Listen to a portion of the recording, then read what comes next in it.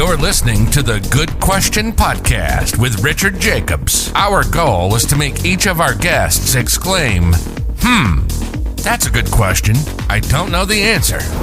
Because when that happens, it means you, the listener, may be inspired to learn more beyond the interview and to ask great questions yourself that lead to new insights. In this podcast, we cover historical and current anthropology, comparative religion, and history. Welcome, and let's get started. Hello, this is Richard Jacobs with the Finding Genius podcast and the Good Question podcast. My guest is Brad Weisman. He's an agent at Keller Williams Platinum Realty. So we're going to talk about current real estate trends, what's happening with the market, and what's happening to the poor American dream that seems to be degrading pretty fast. So welcome, Brad. Thank you for coming. Thanks, man. Thanks for having me. I really appreciate it. Yeah, tell me a bit about your history. Like, how did you get into real estate and why? And then we'll go from there. Actually, I got into it kind of by accident. I got into it. I was a musician from the time I was 7 years old, and singing when I was 13. Wrote a lot of music. I ended up being on Star Search, which was a show. It was kind of like American Idol back in the 90s late 80s. I was on that in 1990, and I did a lot of writing and things like that. And I was living with my parents, and I had turned like 21, and my dad's like, you should find something to fall back on, just in case this music thing doesn't work out for you. And I said, okay, I'm game. I was doing odds and end jobs. I was doing like working at Orange Julius, and if anybody remembers Chess King, I'm dating myself. But I've worked at different retail places, nothing career oriented. And I decided, he said, I said, well, what do you think I should do? And he said, I think you should be in sales. So right away I went to like, okay, yeah, I could see that. I do cars. I could sell cars. I love cars. I'm into that. And he's like, and I said, well, what were you thinking sales wise? And he said, real estate. Now, at the time, I was 21 years old with a ponytail down the center of my back. And I said to my dad, I said, you look at me. I got really long hair. I wear earrings and all this stuff. I said, I don't know if I'm really cut out for, real estate sales or real estate agent. He goes, I think you'll be fine. He goes, your whole life, every time you wanted a toy or you wanted anything, you were so good at selling me on it that we ended up buying it for you. He said, so I think you can use that talent with sales, not knowing that later on in life, it's more about relationships in sales than it is about, convincing somebody or trying to talk somebody into buying something. It's more about relationships and finding out what's important for them and in their lives. So that's how it started. So at 22, I got my license. I'm now in it. I'm 53, so I'm in it 32 years or whatever it is, or 31 years. And yeah, I love it. And it became very addictive for me. I didn't think I'd ever find a passion for anything else but music. And it was almost weird too, where I felt like I was cheating on my music, because I always thought that music was my one and only love. And then all of a sudden I started realizing that I have a passion for people. I have a passion for success. I have a passion for a lot of other things besides writing music and singing. So it was kind of cool. So what is it about real estate that you fell in love with? What do you love about it? Investing, advising, just looking at houses themselves? Like, what is it that excites you about it? Well, in the beginning, it was, I'm going to be completely honest, you got to be honest with yourself. And in the beginning, it was money. I mean, the commission was great. It was the only, and that was what was different between music and this, is that, when I would write a song and take it up to New York to try and get, somebody to sign the song on or do something, you would go into a room and you spent months on this song. And it was like, they would just tell you, nah, this isn't good. And then that was it. Now that was like your baby, that somebody just said your baby was ugly. So it wasn't cool. So when I got into real estate, I was lucky enough in the first 2 months, which was, for my age, I sold like 2 homes. I sold like 2 or 3 homes. And I'm looking at these checks going, this is really cool. I put in work, and the work that I put in and the time that I put in is actually paying off. So that was what did it. Now, and then as you go through your career, as you learn and you do things and you grow with your career, I think now it's everything. It's the money. It's what it's provided me in my life. And it allows me to do this podcast that I have. It allows me a lot of things that I wouldn't be able to do if I didn't have this career. And also, it's never the same thing twice. I mean, I love being around people. And the reality is this, real estate is, probably it's the biggest investment for most people in their lives. So it's a big deal. And then beyond that, it's where memories are made. It's where children come home from the hospital. It's where puppies come into your lives. It's everything. And it's a safe haven. It's a place that no matter what goes on in the world, I'm helping to have them find something that is home, which is everything. So have you invested throughout these years, or have you just been, oh, absolutely. Saving your commissions and buying stocks, or you own properties yourself? absolutely own properties myself. I've gone back and forth with owning properties. I own some now. I own a commercial building that our office is in with my partners. Just bought a place at the beach, have my own house that I've been in for 20 some years. I owned a lot of real estate in our local city here for a while. And then when the market took a big dump back in, I don't know if you remember, in 2007, there was a huge real estate crash. So I started liquidating before it really crashed. Remember. You remember? Yeah, it was very character building. Okay. Yeah, it was not fun. And you learn from that. And like I said, I got rid of a lot of real estate because what ended up happening also is, when everything in your life is real estate and that's where all of your income comes from and that's where all of your investments are, you all of a sudden when the market crashes like it did in 2008, that everything I was involved in revolved around real estate. And that was a little bit of that hurt. It definitely was a tough time for a lot of agents. A lot of agents actually lost their homes back then. A lot of agents actually got out of the business back then. It was tough. It was not easy.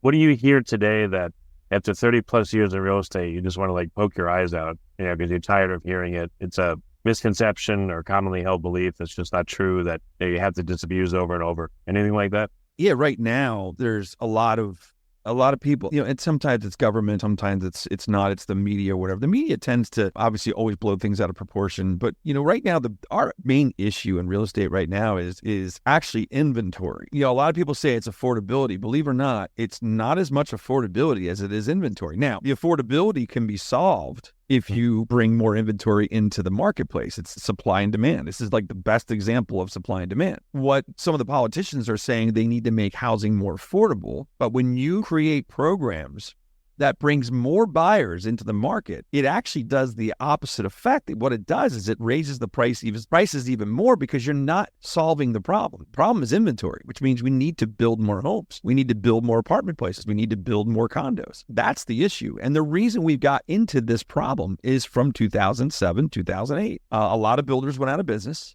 We got way behind on inventory because nobody wanted to buy land or invest in developing a property because nobody had the money and the banks weren't loaning the money. So we're about 7 to 8 million properties shy of where we should be in the whole United States. That's a big. I heard that, the first time home, your standard, let's say 1,500 square foot house, with permits and zoning and building costs and insurance and all that, it's not really viable for builders to build those kinds of homes, is what I heard. It's not. The numbers aren't there. The margins aren't there. You're exactly correct. Yeah. So are governments aware of this? They just don't care. Well, yeah, and here moving forward, or what? Let's back up a little bit. This part of the problem, part of the issue of why those things are so expensive to build and to permit and to get land and put houses on them is our government, both local, state, and federal, has not been nice to development. We have a lot of EPA regulations. We have, the environmental stuff. We have a lot of red tape. And here's let me just give you, for instance, in our area here in Berks County in Pennsylvania, if I buy a piece of land, let's say it's a 40-acre piece of land, and I want to build, 20, 30, 40 homes on it, whatever it is. From the time I purchase that property till the time somebody's moving into the first home could be 4 years. So I don't know about 4 you. years?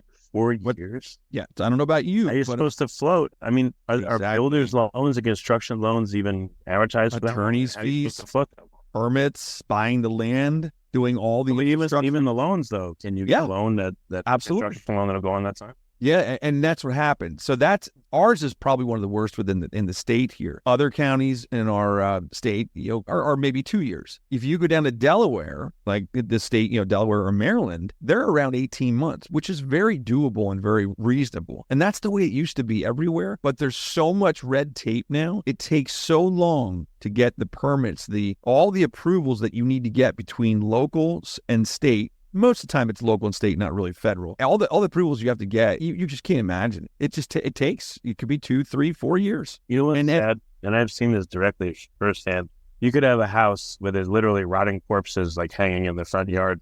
Yep. But if you want to change up and improve the house next door, you need permits and everything. Oh, yeah. But meanwhile, you literally could have utter garbage next door, and it's like, oh, that's totally fine. Yeah. And it's so true. I mean, what happens is they go after the people that they know will pay and will follow the rules. And that's what tends to happen. And I don't want to make blanket statements. It's not everywhere. It's not every person. It's not every government. It's not every township. But we do have to have some serious conversations with our local officials, our state officials. And that's happening now. You asked what's going on. Well, our local chamber of commerce has gotten involved. The realist, our local, or I should say our state our PAR, which is the Pennsylvania Association of Realtors, has really gotten involved on a state level with talking to the politicians, the state reps in the state Senate and the governor, saying, what can we do? How can we loosen up some of this stuff temporarily in order to get some homes, you get some properties built? And a lot of it might be repurposing too.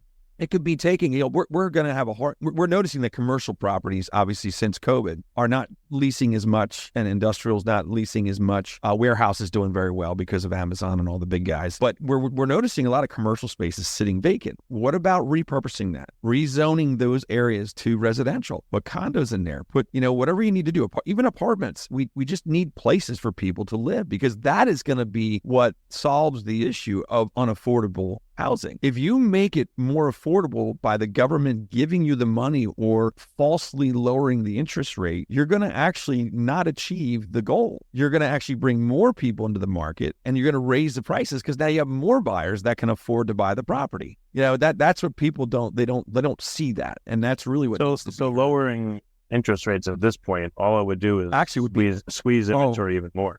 Oh, absolutely. If we talk about this as realtor, actually, I talk about on my podcast. On my podcast, I have a guy named Pete Heim comes in. He's an agent in our office here. He's a good friend. So once a month, we do a real digging in deep, kind of like what we're doing right now. And we talk about, actually, if the rates right now would go to 4%, let's just say they went to 5%, you would see prices of real estate go through the roof. I'm telling you, you wouldn't even believe it. Because right now, we have a lot of buyers on the sidelines, a lot of buyers that are waiting for that rate to come back down, because now they can't afford maybe the houses, because when the rate goes up, that changes your qualification. So all of a sudden the rate comes down by 2%. You can't imagine what that would do. Well, we didn't cover this, but why is there an inventory squeeze in your observation? Because of, once again, back to 2007, 2008, it killed a lot of builders. Like locally here, we had 3 builders that pretty much went out of business. Developers. But there's the builders there, right? There's no margin in it, so they're not building exactly. for housing. But what about, there's another story too. A lot of people have, let's say, 3%, 4% rates. So maybe they that's definitely hurting you too. To sell, maybe they can't afford to lose their mortgage. You are right. That's probably, I'm saying that is adding to the problem also. Okay, so yes, if the rates went down to 5, would some people still move? Would some people sell now? Yeah, maybe they would. But you got to remember, most of those people that aren't moving or downsizing or moving to Florida or moving somewhere that they want to be, maybe they're retired or whatever, they're not moving, because if they go from a 3% rate, those are the ones that are stuck. They're at a 3% rate. They go to move to a house that's less money. Right? They grab the money, they've less money, but they still need to have a mortgage. They're buying a house at 7.25%. Their mortgage could possibly be higher on a smaller home than it is the one they're living in because of the interest rate difference. So that's one of the issues, definitely, is that we have a lot of people sitting with a 3% interest rate, 3.5%. I know my own, mine's 3.25. If I went to buy right now, I'd be at 7.25. That's 4 percentage points. That's a lot. That really makes a difference in the monthly payment. 1%, not a big deal. 1.5%, not a big deal. When you start talking 4%, it's a lot of money. Yeah, is it about like $300 or $400 per 100,000? It's about right. That's about right. Yep. Have you seen a lot of people, if I'm seeing this, I'm in Texas, I'm seeing insurance going up like crazy. Yeah, which makes affordability even worse. Florida, I've heard, is much worse. Also, too, property values went up. Everyone's celebrated, but then you get the tax bill. The state's like, let's raise the tax bill. So all that's put pressure on things, too. It's gone up quite a bit. Like my insurance is more than doubled. And like I said, taxes have gone up. So how do you feel like that's contributing to the current market conditions? It is, it is contributing to it. Absolutely. I mean, taxes are definitely going to go up. Taxes never go down. We all know that. They keep going up and the values go up. We're in an area here where we don't reassess when we sell the property, and it doesn't reassess every year. So our assessments here for tax purposes do not adjust. So if your house went up $200,000, you're still paying the same taxes as what it was before it went up $200,000. But I know in Florida, they reassess every year. I know Ocean City, Maryland, where we have our condo, they reassess every 2 or 3 years. They have a computer program or whatever it is. And obviously, as the values go up, you're paying more taxes, and that makes your monthly payment go up, of course. Insurance absolutely has been going up a lot. And not only is it going up, people are getting dropped. From small claims, or just that or they look at you as a risk, or they look at your home as a risk and they drop you. I mean, that whole industry is changing big time. Oh, what do you see as it changing too? As far as pricing, it's up 25%, 20%. Yeah. for insurance. So I'm also seeing too, there's more tricks you got to watch out. So for instance, like, a property I had, the roof is 10 years old and we had to get a new roof. Yep. And luckily I had a rider in the insurance policy. I didn't even know. Now I know to ask for it to make sure you get the actual replacement value, because they wanted to give me the depreciated value. And I said, I haven't used it for 10 years. We don't care. It's 10 years old. Someone got the use out of it. We ain't paying. Wow. Yeah. So, or another one I've heard too is code has changed. So if you don't have a rider in your insurance policy to make sure that the replacement includes whatever is necessary to bring it up to code, the code new requirements may cost more than the old ones. Yeah, the insurance will not pay for that unless you have that rider in your policy as well. Yeah, like electric service and stuff like that. If it's like 100 amp and now code is saying you have to have 200 amp and it goes, you're going to pay the difference between replacing the 100 amp to the 200 amp. Yeah, I call my insurance agent periodically to ask him stuff, because he never tells me, but he's like an oracle. If I ask him the right question, he'll spit out an answer, and I go, oh, okay. Maybe that's important, by the way. Yeah. So I just wanted to share that with the audience. It's a good point. I've learned. It's a good point to read up. Most of us do not read our insurance policies, and I'm guilty of it a lot of times too. We really should. I was the same kind of situation. We finished our basement several years ago, and it was we put a bar down there, a bedroom, and a full bath, and all this stuff. And I didn't think anything of it. We did it, and it was great. And then I was talking. Thank God, my insurance guy is also a friend that I see out sometimes and have a beer together. And I just started talking about it. I said, hey, what because of what we did with our house, what do you think about, is there anything we need to do? He goes, you did all that and you didn't say anything to me. I'm like, yeah, turns out none of that would have been covered. If we would have had a water backup or sewer backup or water coming down through from the first floor, none of that was on my policy. I had no basement, finished basement type insurance on the property. I had no sewage backup insurance on the property, because back when I didn't have it finished, I didn't care if, obviously you care if your sewer backs up, but if there's nothing down there, you clean it up and that's it. It's concrete, but when you have a finished, that where you spent, a lot of money. So that's, it is, you're right. We don't, a lot of times we're not really thinking about those things, and it's important to look at your policy, or when you make changes, call your agent, say, hey, am I covered on this? Is this something I need to be concerned about? Yeah, a lot of nuances. Yeah. So what do you see happening for the rest of 2024? We're like mid 2024 here, just about. Hey. What do you see as ahead the next 6 months? I'm not going to ask you for years, because it's like probably impossible. But what do you see as happening? Well, okay, so trending wise, and this is obviously every market's local. We could be doing booming in this county, and the next county over could be not doing as well. But as a whole, throughout the nation, I really think we're going to still. Here's my 5-year prediction. I mean, I look 5 years out.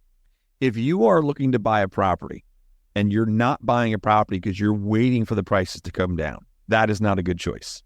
Not a good choice. Okay. I can tell you right now, inventory is not going to be solved overnight. This is going to take a while to get to the point where we have enough homes for the amount of people, unless we stop having babies, or unless we stop having people come into our country. And no matter how you feel about people coming into the country, if there's 8 million people that came over the border, they got to live somewhere at some point. They're going to have to live somewhere. There's got to be housing. So if we have that going on, and we have, everybody having babies and the population's growing, we're going to have an inventory issue for a very long time. The American dream is becoming the American privilege. It is changing, and I hate to see that, because, purchasing your first home is one of the most exciting and rewarding things you can do. So over the next 5 years, I think we're going to see increases in real estate. You're still going to see it. It's going to be I think you're going to see 5 to 6%, maybe even 7% increases. And pockets throughout the nation are going to be higher than that, maybe 10%. Now, obviously, you're going to have some places, that are going to be 2%, whatever. But overall, if you're waiting for prices to come down, I strongly suggest you don't do that. Okay? This year, the rest of this year, I think interest rates are going to stay about where they are. Okay? Maybe it'll come down into the 6s, something like that. That's about what I think is going to happen. And that's only because we still have some inflation issues. We still have, and that kind of, if you look at what the Fed's doing. Now, the Fed rate does not directly go along with the interest rates for mortgage. It's a different thing that they look at, but it does affect the overall economy, and therefore that makes our rates stay higher. Hope that helps you out. That answer your question. No, it's okay. Well, what's it been like for you? You've been doing this for 32 years. What are some things that when you first started, you just couldn't imagine they are the way they are now? Like price, maybe other factors. Like what, again, when you look back, you're like, I can't believe this is where we're at. I never would have thought this would have happened.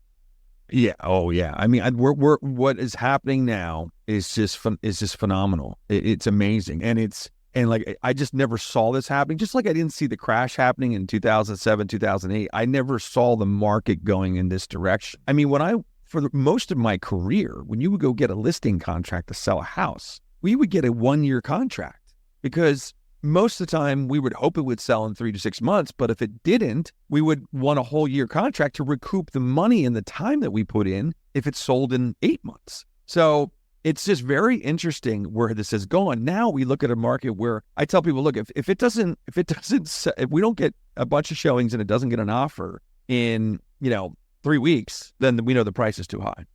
So it's definitely different. It's really, really crazy where it's going. It's just, for instance, I put an offer on a house yesterday, and the offer, it's a house that was $265. Smaller home around here. It's $265. It seemed a little underpriced, maybe. And I had a customer that wrote up the agreement. So I found out that on that house they got 60 showings.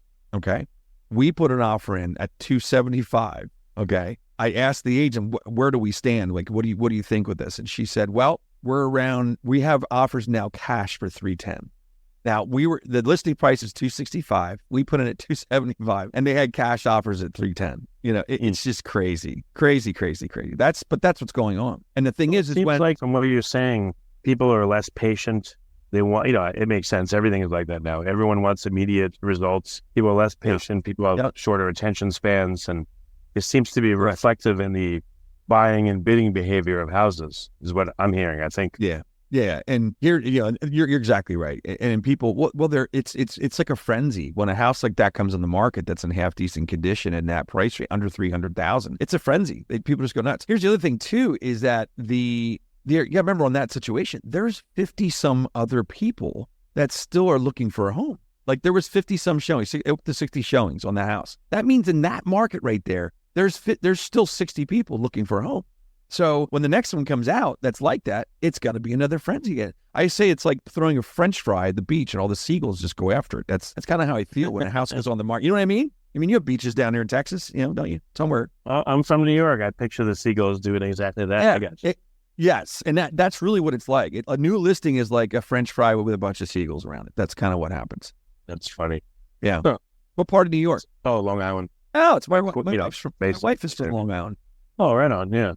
Well, for real estate in New York, forget it, please. Oh my gosh. Yeah. But I left like 15 years ago. Property taxes back then were like 17 to 20,000 for a regular house. I can't even imagine now. It's just, it must be absurd. I have no idea. Yeah, it is absurd. My in-laws live up there and live in a nice area, and it's great. And once you get there, it's great. It's the traffic getting to there is really crazy. But yeah, the prices are it's unbelievable. The prices and the taxes and everything up there. So it's amazing.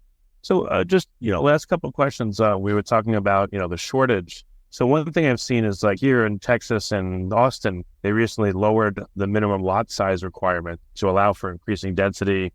Some places are allowing ADUs, these accessory dwelling units. And from what I've heard, they're a lot cheaper to do because you don't have to bring in as much plumbing, bring in as much electric and all that off the street, which is crazy expensive at permit times. What are you seeing as some of the solutions that are out there already that hopefully will contribute to increasing inventory and, letting more people find homes? Yeah, I think that's a great idea, actually. And that's one of the ideas on the table. You got to change some of the regulations in some of the more rural areas where they have like 1 acre minimums. It's just crazy.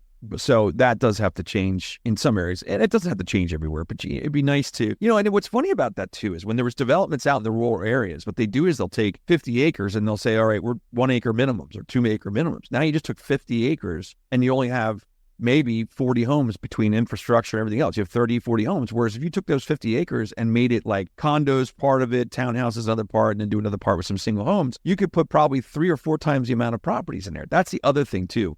We did things like that for a long time and everybody wanted their big chunk of land, but it really, and it's fine. It's the American way. We want you to have what you want to have. But on the other side, there's got to be some places where we do cluster housing, where we do, high density in a certain area. So that is a great one with making the lot size requirements smaller, which is great. I love that idea.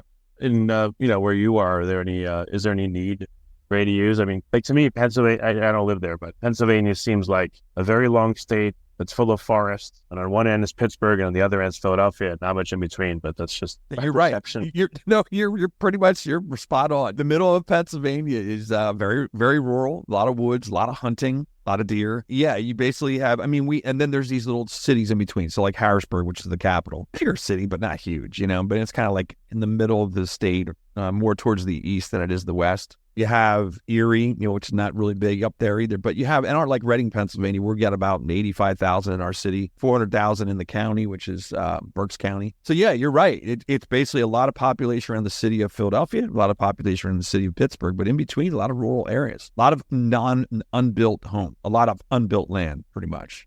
So, what I'm saying is like density increases, are they happening in Philadelphia and Pittsburgh? Do both cities need it, or maybe just Philadelphia? ADUs, et cetera. Yeah, I think what you find with Philly's, I mean, everything around Philly's built out. There's not much left, to build out. The biggest thing right now, what they're doing is in the city of Philadelphia and a lot of cities, they're repurposing buildings, taking old warehouses and turning them into, high-end luxury apartments. And that's really, it's good. That's useful, very useful, because you already have the property, you have the real estate there. So just repurposing it is really actually, and it's great because a lot of people want to be in that metro life, that metropolitan life they want, and that's cool. A lot of younger people love that. They'll rent forever in the city, or they'll buy a condo, in a building. So we got to do more of that. The problem with when you go, like right above us is called Schuylkill County. I shouldn't say problem, challenge. Schuylkill County is right above us and very, very wooded, very, very sparsely populated. Problem is there's no jobs there. So you almost have to you got to bring in the jobs. It's a catch-22. You got to bring in the jobs to bring in the people, to bring in the developers, I should say, and builders to want to build there. But if there's no jobs there, the people don't want to live there, because you don't want to be 45 minutes from your job or an hour from your job. Yeah. So that's a big, that's one of the things about some of these rural counties is there's nothing there. When you don't have anything there, like coal mining, our coal mining area, which was Schuylkill County, since the coal industry is pretty much, extinct, that took a lot of people away from those areas. And they had vacant houses and vacant towns up there because that was the industry. That was what fed the people. And now it's gone. So that's, they got to figure out what they're going to do in those kind of areas. And it takes time. Yeah. A different question occurred to me. I think this is probably one on a lot of people's minds. So there's people that are interested in real estate, that are in real estate, and the news they hear is all about a market. But as we know, there's no such thing as the market. It's totally local.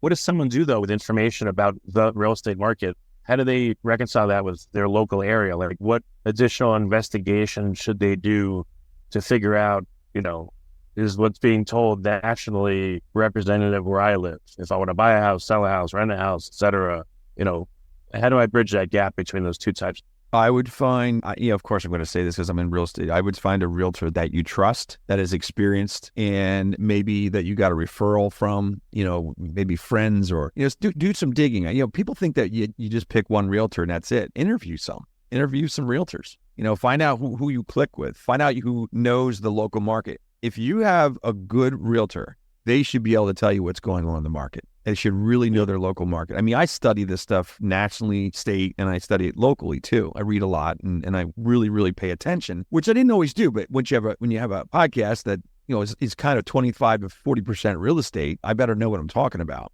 So, I'd say that in your experience, like, if someone's not a real estate nerd and they don't love it, but they want to participate in it somehow, what are some of the best ways for them to start researching where they live? And, in addition to a realtor, like, how do they even find a good realtor? How do they know what to ask? Go online. I would say go online, and you can go on even I don't like a lot of the public sites because they're not really, I don't think they're really as accurate as they should be. But if you go online, even just to your county's website or your town website, there should be stats in there. And if you actually just look up real estate market for whatever your area, you'd be surprised the graphs, the charts, the things that will come up from different services that are online. And then from there, even look up, best real. If you look up like best realtor in the county or best realtor in the city, you'll find some people that way too. I also think like a reference. If you know somebody that just bought a house or sold a house or something like that, find out from them. Did they like their realtor? Or was it somebody that they trusted? You can also go on your local like we have PAR, which is Pennsylvania Association of Realtors. Texas has the same thing. Then you usually have your local association, like we have Reading Berks Association of Realtors. Go on there. They have public sites that you can go on. You can get information about real estate.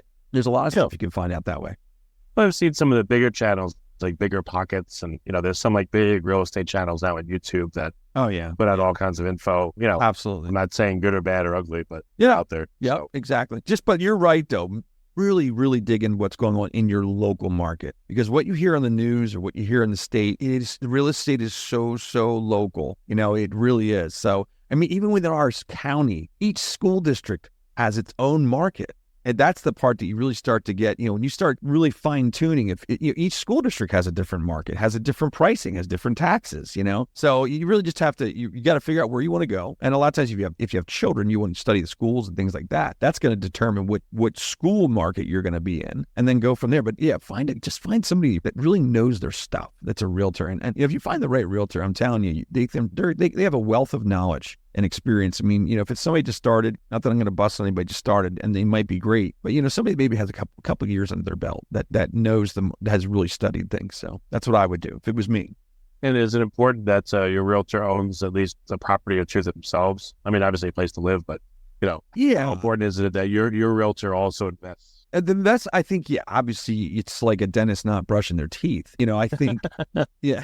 Well, this probably happens a lot. Or when they say the cobbler's son has no shoes. Yeah, exactly. Yeah, exactly. Well, did you ever see a builder's house? Builder's house usually is never finished. It's kind of I heard about that. Yeah. And I know that for a fact because I know a couple of builders. they always have projects, and they're never finished. But yeah, I think, I never want to down on somebody young. When I first started in real estate, I was still living in my parents' house. Okay. And did I work hard? Hell yes. Because I wanted to, move on and get out of my own. So there's two ways to look at it. If I don't have my own house and I'm living with my parents at the time, and I'm going to work real hard for you as my customer so that I can get the heck out and get my own house. But yeah, you want to make sure if somebody's in their 40s and they're still living in rent and they're in real estate, that would be a little different. There could be reasons. There's times in our lives where, divorces, things change where you got to live in rent for a little bit. So it just depends on the person. I don't want to make a blanket statement, but yeah, you got to believe in the idea of owning real estate as being a great investment for the rest of for your future. There's so many studies that say if you own real estate, people that own real estate are like 40%, 50% wealthier at the end of their life than somebody that didn't, or that somebody that never believed in buying a house or whatever. Yeah, it's pretty well. And just for fun, I don't know, what's like the, probably from many many years ago, but what's the cheapest house you've ever bought? The cheapest house I ever bought was my first house. And here's what's funny about my first house. The first house I bought was 25 or 26 years old, and it was in a place called Lincoln Park. It was $89,900 for a single home. 1,500 square feet, right? And at the time where I bought this house, nice little community, really nice community. I ended up selling it 3 years later because I built a house, or 4 years later because I built a house for $139,900. I thought I was on top of the world. I'm like, geez, I just made all this money, back in late 1990s, early 2000s. So what's amazing now, that same house just sold for $325,000. Yeah, believe it. So you want to talk about an investment. Imagine if I would have stayed there for the last 20 years, it'd be paid off. Obviously I wouldn't be able to fit kids or anybody in the house because it was too small. But, it just shows you right there that's what we talk about. It's forced savings. It's forced savings with appreciation, and also you can loan against it to do other things. That's what people always forget too. Let's just say now you own your house and you want to start buying investments. Get a home equity loan, take $30,000 out and go buy investments of that $30,000, And now that $30,000 is making you a hell of a lot more than it is by just sitting in, now you got another write-off, you got tax advantages. There's so many things that can come about with the money that's in your house. So, that's very good. Yeah. Well, Brad, so you mentioned you have a podcast. So where can people find out more about you and hear your thoughts? What's the name of your podcast? The name of the podcast is The Brad Weisman Show. You can find me on any podcast venue, Spotify, Apple, YouTube. I have my own YouTube page, which is youtube.com/@The Brad Weisman Show. You can just look up thebradweismanshow.com. You can go on Facebook and look up The Brad Weisman Show. Anywhere. If you just type in The Brad Weisman Show, you will find me. Okay, very good. Yeah. Well, thanks for the podcast, Brad. I really appreciate it. Thank you for sharing. No problem. Thanks for having me. I appreciate it, and I wish you the best. Thank you for listening to the Good Question Podcast. Please email support@thegoodquestionpodcast.com if you have any referrals to great guests for us to interview. Visit thegoodquestionpodcast.com to hear more interviews. And please help us spread the word by rating and reviewing us on Apple Podcasts, iTunes, Spotify, YouTube, or wherever you listen to this podcast.